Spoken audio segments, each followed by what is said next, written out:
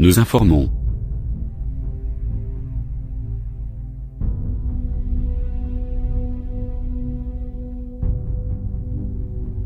Nous défendons.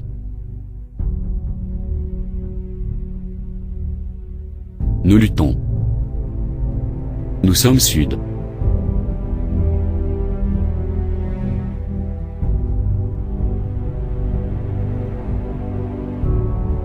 Une grève au moment où la SNCF s'apprête à annoncer une perte record de 12 milliards d'euros en 2015. Les cheminots veulent défendre leurs conditions de travail. L'occasion pour nous de rappeler en quelques chiffres, c'est quoi la SNCF? 240 000 salariés, dont la moitié sont des cheminots.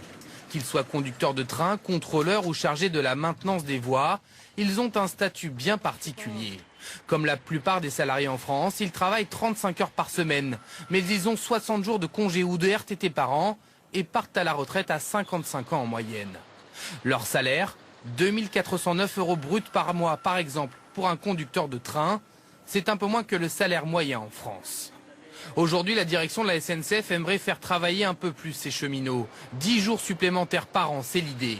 Pas question toutefois de toucher au contrat de travail, à l'âge de départ à la retraite, ni aux autres avantages en nature, notamment celui de la gratuité des trains pour l'ensemble des salariés et leurs familles. Les mensonges de ce détracteur doivent être divulgués pour que tout le monde sache que M. Jean-Pierre Pernaut cherche à nous diviser, pour nous faire oublier les tromperies de notre État.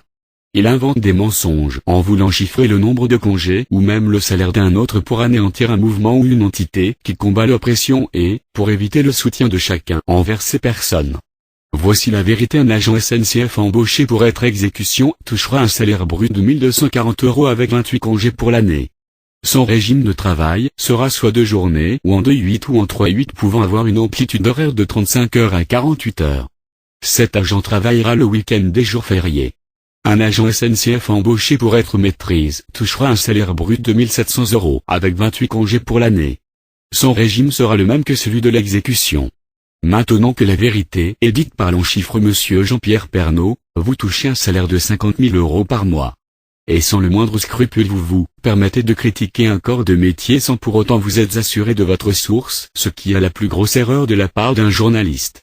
Monsieur Jean-Pierre Pernaut, ne jugez pas, ne mentez pas pour le bien de votre intégrité.